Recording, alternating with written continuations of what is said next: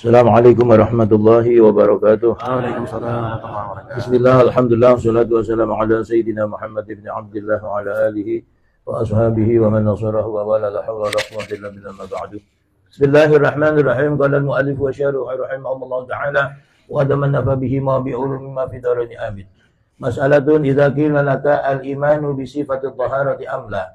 Fal jawabu al-imanu bi sifati taharati wal kufru bi sifatil hadathi wa yantaqidu bihi jami'ul jawarihi.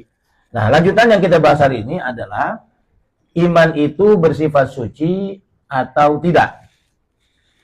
Bismillahirrahmanirrahim. Mas'alatun, sebuah pertanyaan. Idza qila laka, bila ditanyakan kepada kamu, al-imanu bi sifati taharati amla. Al-imanu, iman itu bi sifati taharati, apakah bersifat suci amla atau tidak. Nah, iman kita itu suci atau tidak sifatnya. Fal jawabu, maka jawabannya al-imanu bi sifati taharati.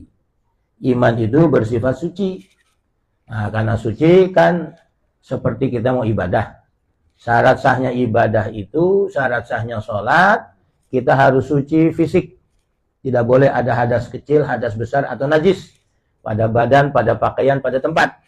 Di pakaian kita nih mulai dari kopiah sampai yang di bawah sarung, sorban, termasuk pulpen, termasuk pokoknya apa yang ada di bawah, termasuk duit yang kita kantongin, dompet, terus cincin, jam tangan, pokoknya yang nempel di tubuh kita harus tidak boleh ada najisnya. Tuh, pakaian luar, pakaian dalam, pakaian luar, pakaian dalam, terus kopiah yang di atas sampai yang bawah, termasuk kacamata. Kalau kita sholat pakai kacamata, kan kacamata kita pakai nih. Itu harus dipastikan nggak ada najisnya, harus suci. Begitu juga tempat yang kita pakai buat sholat, tempat yang kita pakai yang mana tuh, yang kita injek oleh kedua telapak kaki, harus pasti nggak ada najis. Kemudian juga buat nempel lutut nih, dengkul, kemudian untuk meletakkan kedua telapak tangan dan kening, itu semuanya dipastikan tidak ada najisnya. Seumpama kita sujud, kemudian di lempengan pas dada kita itu ada tai cecak, ada najis, nggak apa-apa karena nggak nempel. Ini syarat sahnya sholat itu harus suci. Sehingga dengan sucinya badan, tempat, pakaian, dan suci dari hadas, sholat kita jadi sah. Begitu juga syarat sahnya tawaf. Tawaf itu harus suci, suci dari hadas kecil, hadas besar. Umpama lagi tawaf kentut, ya minggir, wudhu dulu. Di lempengan mana tadi itu kita batal, mulai lagi dari situ, terus selesai. Nah, umpama kita lagi tawaf, uyel-uyelan kepegang perempuan, ya batal. Wudhu lagi, sampai di mana tadi itu batalnya. Begitu terus. Nah, itu jadi dengan sahnya dengan sucinya pakaian, sucinya badan, itu menjadikan sahnya amal ibadah.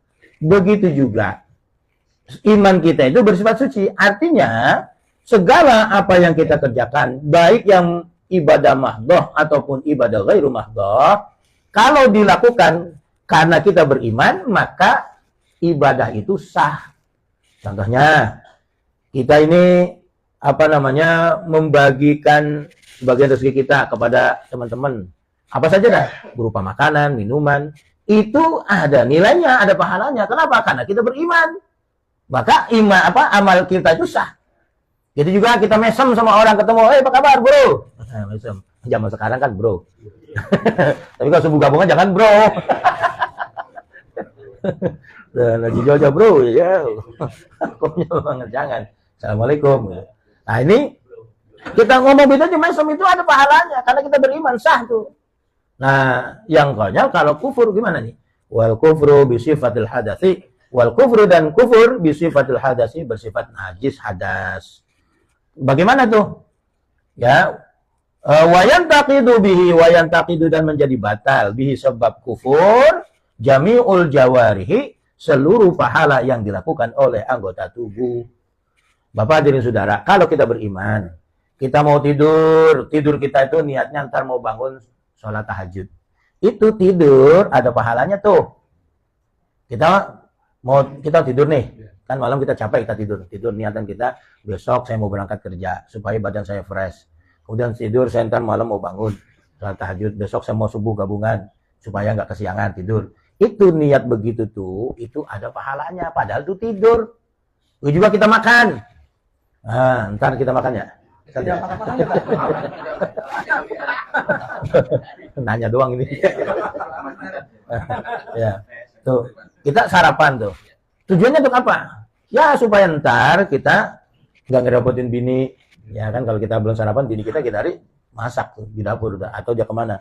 Nah, kalau pulang udah sarapan, alhamdulillah udah. Ya kan dia girang tuh. Itu niat girangin bini. Jadi kita sarapan ada pahalanya tuh. Apalagi yang ngasih. Itu yang kita makan aja kita apa niatnya itu. Itu karena kita beriman. Kita salaman sama teman-teman. Itu gerakan tangan kita. Itu ada pahalanya. Kenapa? Karena beriman. Nah, kalau kita kufur, naudzubillah min dzalik. Di kemarin saya baca di Google ada orang mu'alaf masuk Islam. Kemudian udah pergi haji, pulang haji balik lagi murtad. La ilaha illallah Muhammadur Rasul. Ini dia ke sono ketemu siapa itu? Lah ada orang yang habis umrah murtad. Saya di sana ketemu Yesus. La ilaha illallah Muhammadur Rasul. Ini saya bingung itu. Ya Allah alam, itu memang hidayah itu memang mahal. Itu mahal, makanya kita bersyukur sekali kepada Allah Subhanahu wa taala, tetap beriman kepada Allah. Jangan ini kita ngaji begini nih, ngaji tauhid ini dalam rangka memperkuat iman kita. Jangan sampai kita ketemu yang aneh-aneh terus berubah haluan. Naudzubillah min dzalik. Nih. Nah, orang yang batal wayang taqidu bihi, dan sebab kekufuran menjadi batal jami'u jawarihi, seluruh pahala amal kebajikan yang dilakukan oleh tubuh kita. Tuh mata kita memandang langit, memandang pemandangan, Masya Allah, maha besar Allah Subhanahu wa ta'ala. Itu langit sablak-ablak agak jatuh, agak ada tiangnya. Padahal dalam keterangan kitab Dardir Al-Mi'raj itu langit 7 lapis. Itu lapisan pertama ada yang dari baja, ada yang dari besi, ada yang dari emas, dari perak. Itu bobotnya berapa ton itu. Kok kagak ambruk? Enggak ada tiangnya. Ini aja coba kalau dicopot tiangnya satu. Nah, sengklah ini gedung. Nah, itu kok di langit nggak ada? Subhanallah. Kita bisa memandang itu, mata kita ngeliat begitu. Dapat pahala. Juga ketemu perempuan cakep, Masya Allah. Masya Allah. Sempurna Allah ciptakan manusia. Tuh. Ini yang di dunia bagaimana bidadari. Kita begini begitu tuh. Itu ada pahalanya. Cuman jangan lihat begitu nomor HP-nya berapa ya. Nah, itu jangan itu nggak ada pahalanya. Itu semua yang kita kerjakan dengan tubuh kita itu ada pahalanya. Nah, begitu kufur, naudzubillah, itu rontok itu pahala, habis semuanya. Dari mulai kita balik umur 15 tahun sampai dia murtad, itu pahalanya nol semua. Naudzubillah min dzalik. Itu jangan sampai kita. Nah, nih Bapak dan Saudara, kufur itu bersifat najis. Kama qala ta'ala, sebagaimana firman Allah Ta'ala surat At-Taubah ayat 28, innamal musyrikuuna najasun. Sesungguhnya orang musyrik itu najis. Najis apanya? Arif fi i'tiqadihim duna abdanihim. Fi i'tiqadihim dalam akidahnya, keyakinannya, duna abdanihim, bukan badannya. Nah, yang dimaksud orang musyrik itu najis, itu akidahnya, keyakinannya. Dia meyakini ada Tuhan selain Allah. Maksudnya apa? Dia tuh yakin Allah tuh ada, yakin Allah yang menciptakan yang itu yakin. Cuman untuk supaya bisa menjadi perantara, agar dia semakin mantap, dia wujudkan Tuhan itu dalam bentuk berhala. Batu yang gede yang ada di pelataran rumah itu dia angkat, dia pindahin ke rumahnya, dipahat. Udah jadi bentuknya, kemudian dia taruh di tempat yang tinggi, dikasih minyak wangi, dikasih hiasan, dia sembah. Nah ini kan geblek gitu. Mestinya itu patung nyembah yang bikin. Lu ada di bawah, gua taruh di atas, gua ukir, lu sembah gua, ngapa jadi gua nyembah lu? Kan mesti begitu. Nah ini pikirannya ya konslet itu, sedeng. Nah, ini mestinya itu berhala yang nyembah, bukan orang yang bikin yang nyembah. Nah, ini kenapa ketika mereka ditanya, kenapa nyembah? Yuqarribuna ilaika zulfa, supaya bisa mendekatkan diri kepada Allah dengan sedekat-dekatnya, itu kata mereka. Nah, itu tujuannya kenapa kok mereka nyembah berhala? Supaya lebih mudah mendekatkan diri kita kepada Allah, kata mereka itu. Padahal enggak begitu, enggak boleh, itu sama saja meyakini ada Tuhan selain Allah. Nah, sekarang kita tuh sholat ngadep Ka'bah. Apakah kita nyembah Ka'bah? Enggak. Kita menyembah Allah. Kenapa kok ngadep Ka'bah? Itu perintahnya Allah untuk ngadep kiblat. Bukan berarti kita nyembah Ka'bah.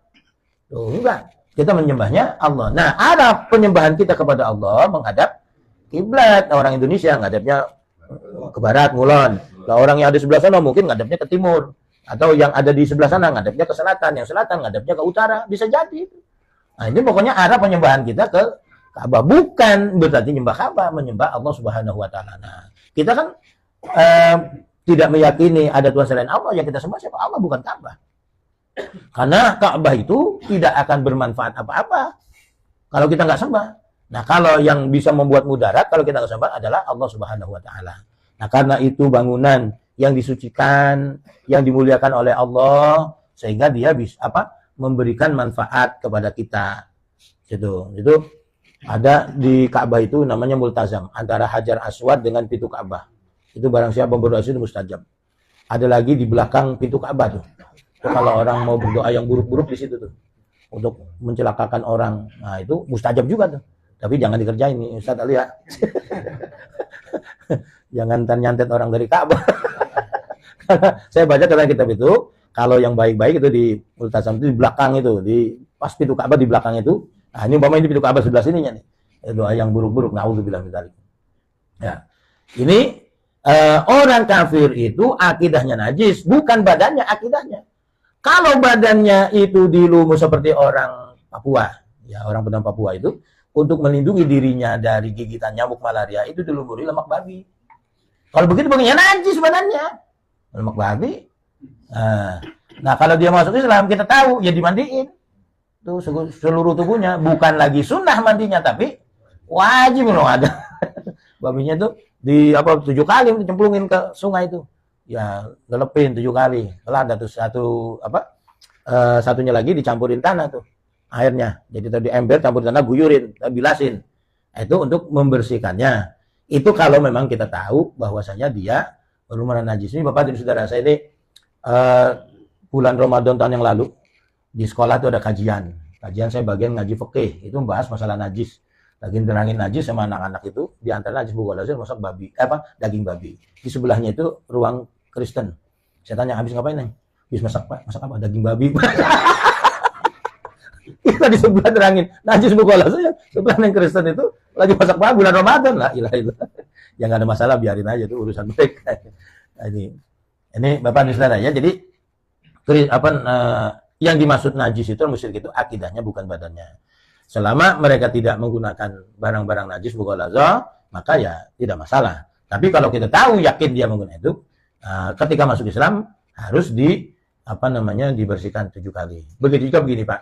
Itu dalam kitab-kitab fikih, mandi sunnah diantaranya mandi ketika seseorang masuk Islam. Orang masuk Islam itu sunnah mandi.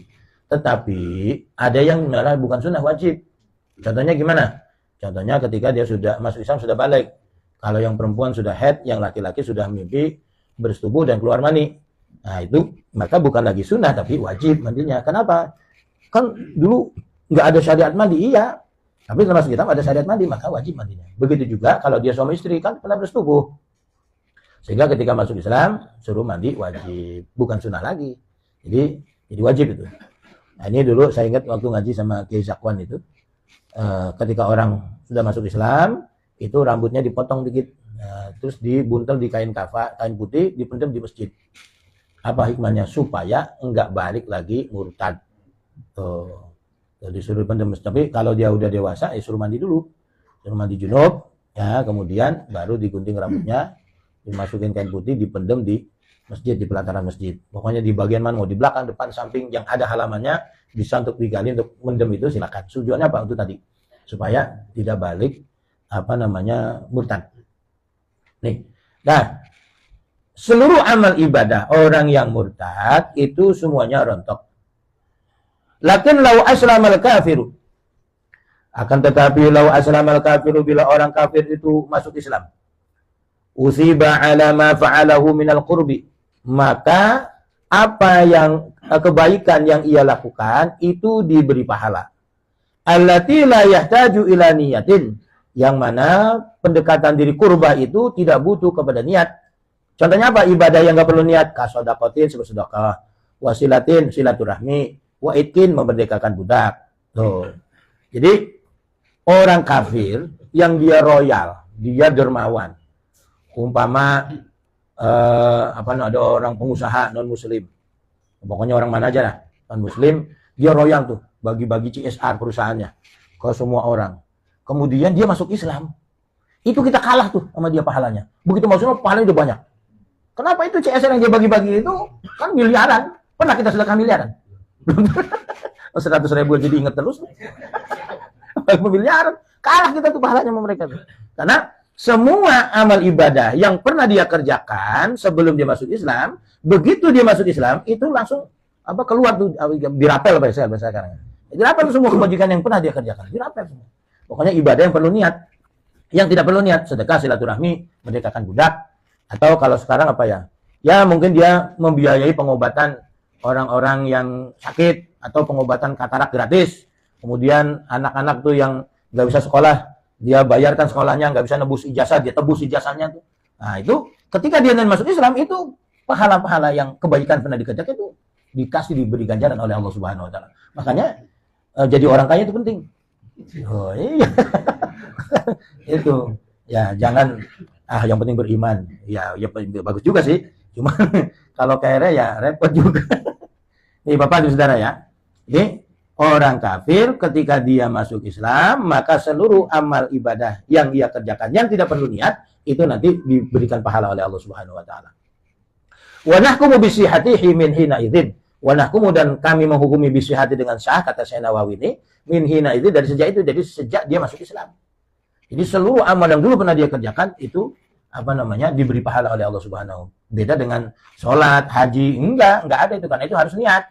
Umpama orang kafir dia niat sholat nggak sah.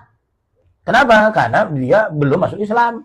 Ada orang kafir niat haji nggak sah karena belum masuk Islam. Orang kafir puasa nggak sah karena bukan orang Islam. Puasa ibadah itu perlu niat. Nah ibadah-ibadah yang nggak niat itu dapat pahala.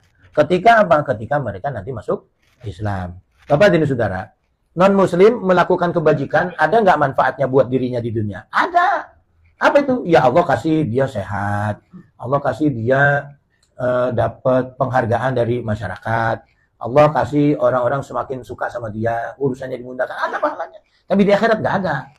Makanya nanti mereka nyesel sejadi-jadinya. Tuh, ketika ada di neraka. Tapi kalau masuk Islam, wah luar biasa. Kita malah kalah pahalanya. Ini orang yang kafir memeluk Islam. Kama naqalahu An-Nawawi An-Nawawi, sebagaimana pendapat dikutip oleh Imam Nawawi dari Imam Nawawi. Mana dalilnya? Orang yang kafir itu pahalanya rungkad kalau bahasa sekarang. Wa dalilu zalika qauluhu ta'ala. Wa dalilu zalika, dan dalil tentang hilangnya pahala orang yang kafir, orang yang murtad. Qauluhu ta'ala, firman Allah Ta'ala surat Al-Maidah ayat 5. Wa may yakfur bil imani faqad habita 'amaluhu wa huwa fil akhirati minal khasirin. Wa may yakfur, dan barang siapa yakfur yang kufur bil imani dari keimanan, faqad habita 'amaluhu, maka rusaklah, gugurlah amal ibadahnya, wa huwa fil akhirati, wa huwa, dan dia fil akhirati, nanti di negeri akhirat, minal khasirin, termasuk orang-orang yang merugi.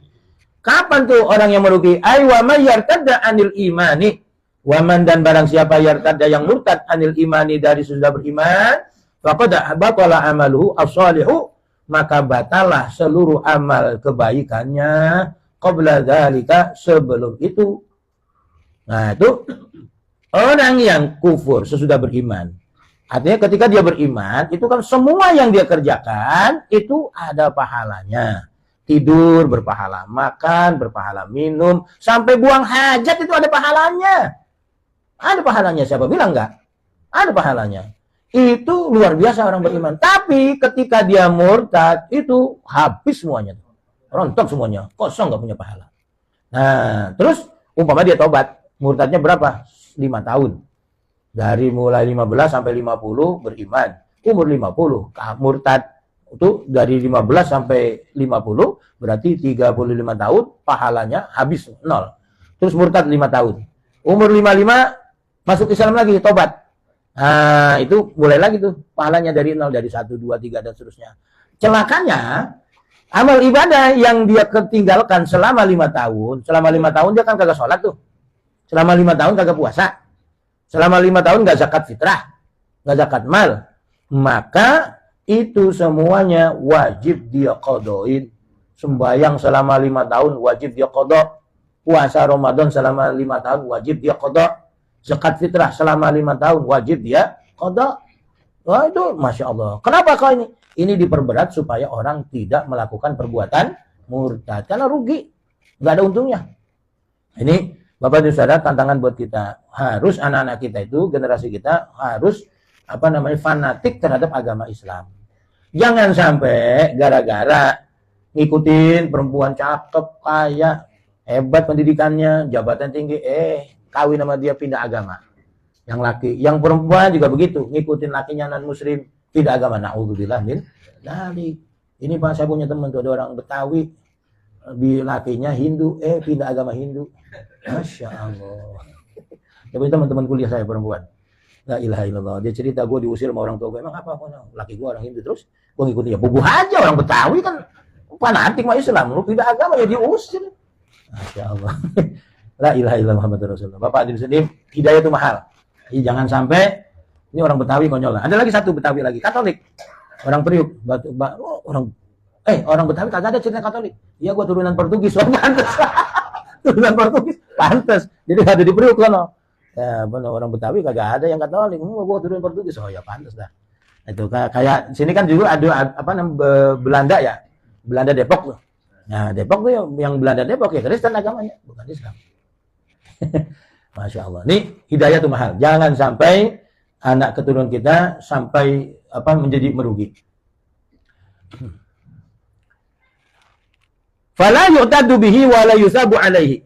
Fala yu'taddu bihi, maka tidak dianggap, tidak dihitung amalnya, wa la yusabu alaihi, dan tidak beri pahala atas perbuatannya. Walau ada ilal islami, seandainya dia kembali memeluk agama Islam, fahuwa fil akhirati minal khasirin, maka dia di akhirat termasuk orang yang rugi. Walau ada ilal Islam, meskipun dia kembali kepada Islam. Jadi begini, selama dia murtad, perbuatan yang dia kerjakan, kebaikan, itu nggak ada pahalanya. Tuh, ya, umpama dia lagi murtad tetap sholat. Sholatnya nggak dihitung. Dia selama murtad tetap puasa, nggak dihitung. Makanya nanti ketika dia masuk Islam, itu kembali lagi masuk Islam, semua ibadah wajib yang pernah dia kerjakan harus dikodoin. Wa huwa fil akhirati minal khasirin idza mata 'alal kufri, dan dia nanti di negeri akhirat termasuk orang yang rugi idza mata 'alal kufri, ketika mati tetap dalam kekufuran. Nah, ketika dia murtad kemudian masuk Islam, dia matinya Islam, alhamdulillah, dia termasuk orang yang beruntung. Makanya Bapak dan Saudara, seumpama terjadi dalam keluarga kita, jangan putus berdoa kepada Allah. Yang minta Allah Subhanahu wa Ta'ala untuk mengembalikan hati keluarga kita atau siapapun ini untuk kembali dapat hidayah Islam. Itu supaya ya boleh jadi nanti menjelang akhir hayatnya dia kembali memeluk agama Islam. Itu yang sangat penting tuh, ending dari kehidupan orang itu. Wal makna ayat di atas, wa may yakfur bi kalimat tauhid, wa man, dan barang siapa yakfur, yang kufur bi kalimat tauhid, dengan kalimat tauhid, wa hiya syahadatu alla ilaha illallah, kalimat tauhid itu persaksian bahwasanya dia ada Tuhan kecuali Allah, faqad fasada amalu shalihu, maka amal solehnya rusak. Amma man aslama, adapun orang yang masuk Islam qablal mauti, sebelum meninggal dunia, fa inna sawabuhu yafsudu, karena fa inna sawmaka, pahalanya yafsudu, rusak, duna amali, tidak amalnya. Maksudnya apa? Fala yajibu alaihi, maka ia tidak wajib, i'adatu hajjin qad fa'alahu, mengulangi ibadah haji yang pernah ia lakukan, wala sholatin, dan tidak wajib mengulangi sholat qad shallaha, yang pernah ia kerjakan qabla riddati, sebelum murtad. Begini nih, jangan salah paham. Saya terangkan begini. Orang selama murtad, umpama murtad 5 tahun. Ketika murtad, ini dia tetap sholat, dia tetap puasa, itu tidak sah. Nanti sesudah masuk Islam, sholat yang dia tinggalkan selama 5 tahun, itu wajib dia qadha. Begitu juga sholat yang dia puasa Ramadan dia tinggalkan selama 6 tahun, ketika masuk Islam lagi wajib dia qadha. Tidak demikian dengan ibadah-ibadah yang dulu dia pernah kerjakan sebelum murtad. Dari mulai balik dia rajin sholat, rajin puasa. Umur 50 murtad. Maka ibadah sholat selama 35 tahun, dari mulai 15 sampai 50, itu nggak perlu diulang ketika dia nanti masuk Islam. Cuman pahalanya aja nggak ada. Paham nih? Kalau dia selama 5 tahun murtad ini, dia nggak sholat, nggak puasa, nggak zakat, Maka ketika nanti masuk Islam, sholat selama 5 tahun wajib dia qadha. Puasa Ramadan selama 5 tahun wajib dia qadha. Mencret tuh. Oh, ini maksudnya apa? Itu supaya memperberat orang jangan berani-berani murtad. Apa sih yang dibelain? Kecantikan. Perempuan 40 tahun itu mulai kisut. Meskipun ada obat untuk pengencang terus. Itu biayanya mahal. Operasi pati nggak boleh ke dapur. Lumer. Ini Bapak dan Saudara, apapun itu ada limitnya. Tidak bisa laki-laki tampan. Wah, itu ada limitnya. Berapa tahun sih? Ya udah 60 ya. Ada nggak karu-karuan. Begitu juga perempuan. Nah, kalau siksaan neraka itu selama-lamanya. Tuh, apa namanya? Kullama nadijat juluduhum baddalnahum juludan ghairaha liyadhuqul azab. Kata Allah tuh. Ini kulitnya tuh ketika sudah hangus, baddalnahum juludan ghairaha. Maka kami ganti kulit yang baru, bukan kulit yang udah hangus. Liyadzuqul azab, supaya mereka merasakan siksaan. Artinya enggak mati-mati. Udah mejet, gecek utuh lagi, mejet, gecek utuh lagi, mati enggak. Dibakar di neraka, hangus, ganti lagi kulit. Begitu seterusnya. Seperti apa? Wallahu a'lam. Itu diangkat kayak begitu, Masya Allah. Ini apa yang dibelain? Maka salah satunya adalah iman dan Islam wajib kita jaga sampai mati. Allahumma amin. Bapak dan Saudara, demikian kajian kita. Insya Allah ini kita hatamkan nanti di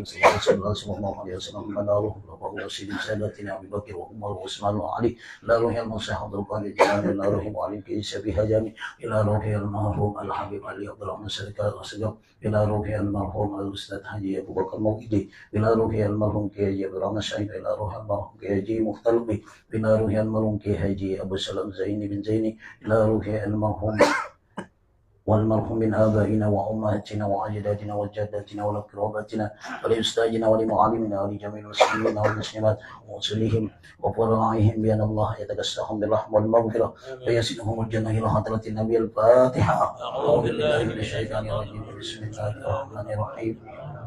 الحمد لله رب العالمين الرحمن الرحيم مالك يوم الدين إياك نعبد وإياك نستعين اهدنا الصراط المستقيم صراط الذين أنعمت عليهم غير المغضوب عليهم ولا الضالين آمين. اللهم اغفر يا كريم واغفر لنا يا رحيم يا أرحم الراحمين.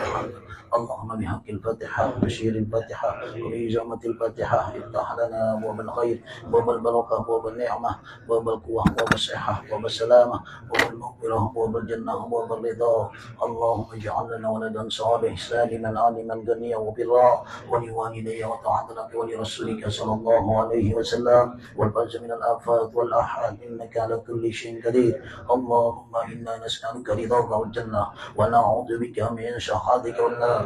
اللهم اغفر لنا ذنوبنا ولوالدينا وارحمهما كما ربيانا صغارا لجميع المسلمين والمسلمات خصوصا ومن يتصدق به وصلى الإخلاص سابقا ولاحقا. اللهم اغفر لهم وارحمهم وعافيهم واعف عنهم واجعل الجنة مثواهم. اللهم اجعل قبورهم روضة من رياض الجنان ولا تجعل قبورهم قبرا من حفرة النيران. ربنا ولإخواننا الذين سبقونا بالإيمان ولا تجعل في قلوبنا غلا للذين آمنوا ربنا إنك رؤوف رحيم. يا الله بها يا الله بها يا الله بحسن الخاتمة دعواهم بها سبحانك اللهم وتحياتهم بها سلام وآخر دعوانا الحمد لله رب العالمين. صلى الله على محمد صلى الله عليه وسلم. صلى الله على محمد صلى الله عليه وسلم.